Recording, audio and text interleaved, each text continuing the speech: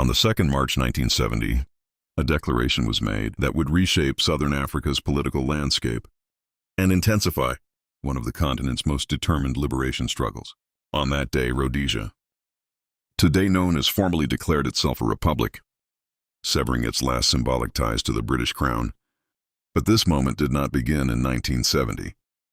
To understand its significance, we must go back several years earlier. In 1965, Rhodesia was still a British colony, governed by a white minority regime led by Prime Minister. At the time, most African nations were gaining independence. Across the continent, colonial rule was collapsing. Ghana had broken free in 1957. Nigeria followed in 1960. Zambia and Malawi gained independence in 1964. But in Rhodesia, the white minority government feared majority rule, rather than negotiate a transition to black majority governance. Ian Smith made a dramatic move.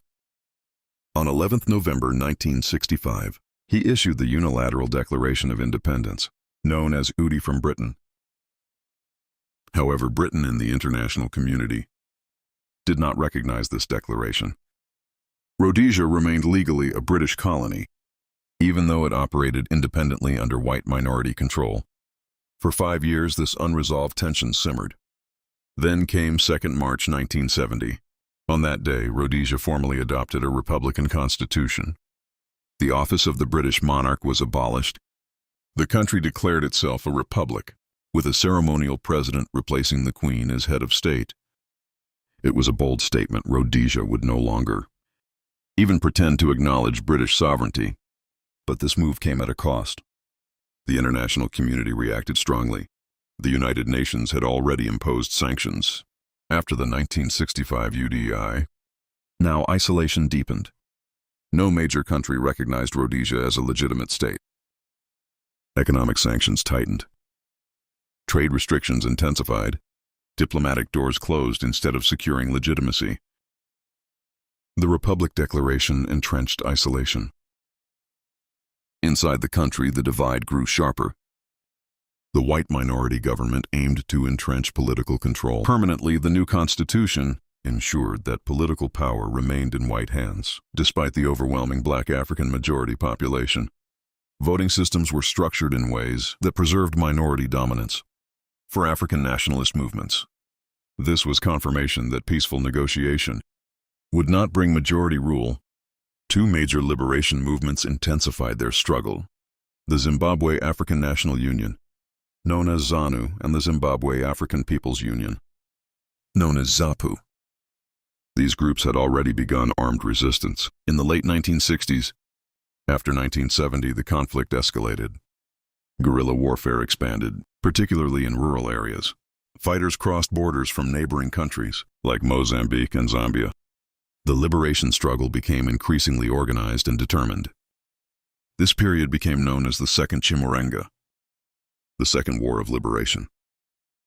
The First Chimurenga had been fought in the 1890s against British colonial occupation. Now, decades later, a new generation was fighting to dismantle white minority rule. The 1970 Republic Declaration hardened positions on all sides. For Ian Smith's government, it was a declaration of defiance. They believed they could withstand sanctions. They believed economic self-sufficiency and regional alliances would sustain them. For a time, they managed to survive despite international pressure. But the cost of war was rising. Throughout the 1970s, conflict intensified. Rural communities were caught in the crossfire. Security operations expanded. Guerrilla forces grew stronger and more coordinated. International sympathy increasingly favored the liberation movements. Meanwhile, geopolitical dynamics were shifting.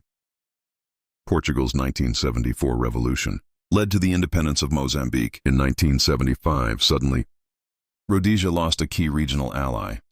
The border with Mozambique became a strategic base for guerrilla fighters.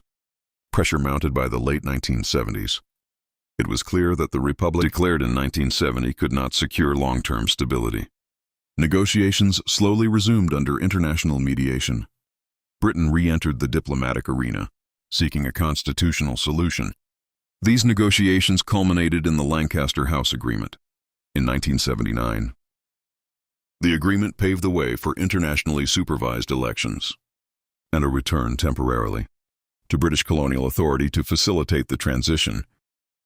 In 1980, the country finally achieved internationally recognized independence, not as Rhodesia but as Zimbabwe.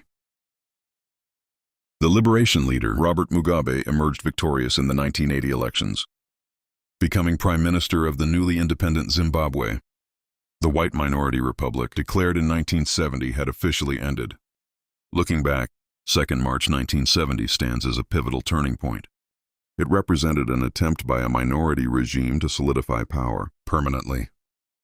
Looking back, Second March 1970 stands as a pivotal turning point.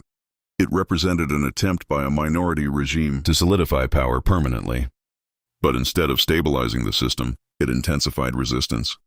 Instead of gaining recognition, it deepened isolation instead of ending conflict. It escalated war. The declaration of a republic was meant to demonstrate strength and sovereignty. Ironically, it accelerated the forces that would dismantle that very system today. Zimbabwe's history is complex. The early years of independence brought hope and reconstruction. Later decades brought economic crisis, political tension, and renewed challenges. But the struggle for majority rule remains one of the defining chapters in African liberation history. The events of 2nd March 1970 remind us that political declarations alone do not determine legitimacy. True sovereignty rests on representation, inclusion, and the will of the majority. Rhodesia's republic was built on exclusion. Zimbabwe's independence in 1980 was built on the principle of majority rule. History often turns on moments that seem administrative. A constitution signed, a title changed, a declaration announced. But beneath those formal acts are deeper currents of power. Resistance and identity. On the 2nd of March, 1970, a republic was declared. 10 years later, a nation was reborn. And in that decade between declaration and independence, Southern Africa witnessed one of the most decisive chapters in its liberation story. A chapter that reshaped not only Zimbabwe, but the broader struggle against minority rule across the continent. It is a reminder that the path to freedom is rarely immediate. It is contested, painful, and complex. Yet history shows that systems built on inequality cannot endure indefinitely. The Republic of Rhodesia sought permanence. Zimbabwe's independence proved that change was inevitable. If you enjoyed this deep dive into African history, don't forget to like, share, and subscribe for more powerful, untold stories from across the continent.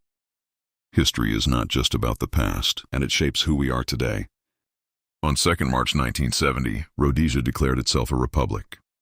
A decade later, the world witnessed the birth of a nation forged through struggle, resilience, and sacrifice. If you believe African history deserves to be told boldly and truthfully, drop A in the comments. Subscribe now and turn on notifications so you never miss another powerful story from Africa's past. See you in the next episode.